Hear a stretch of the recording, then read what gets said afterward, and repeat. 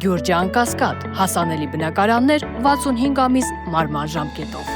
Երբ որ ներկայացնում եք, որ սա խաղաղության պայմանագիր չէ, խաղաղության մասին չէ, իշխանությունը հակադարձում անմիջապես ընդդիմադիրներին եւ այդ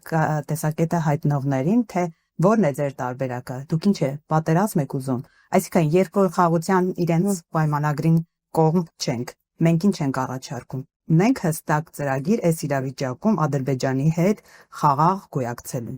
Մենք 21 թվականից ասում ենք արժանապատիվ խաղաղության մասին։ Եվս խաղաղություն, բայց ոչ թե ծնկաչուկ խաղաղություն, այլ արժանապատիվ խաղաղություն։ Ես չեմ հավատում, որ պարտության սիմվոլը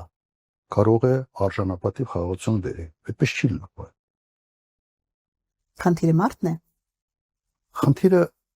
մարդն է, որը խորհրդանիշ է պարտության։ Խնդիրը մարդն է, որը արդեն այսպես աչքը վախած ամեն ինչից փորձում է ամեն գնով փրկել ինքը իրեն։ Եվ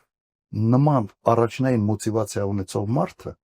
չի կարող մտածել պետության մասին, չի կարող մտածել ընդհանրապես ազգային շահերի մասին։ Խաղաղությունը բոլորս ենք ուզում։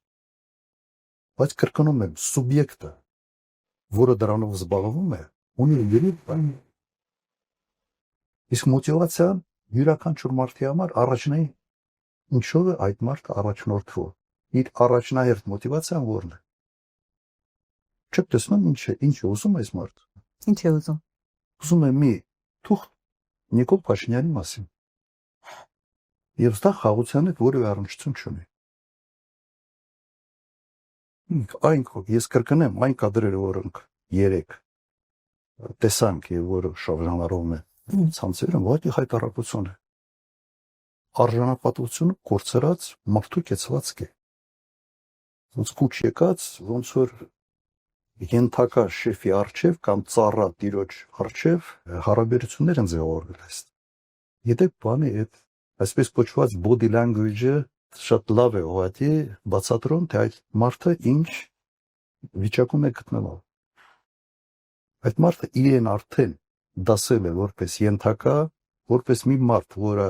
ամբողջությամբ կախված է այդ մարդկանցից, այդ երկու մարդկանցից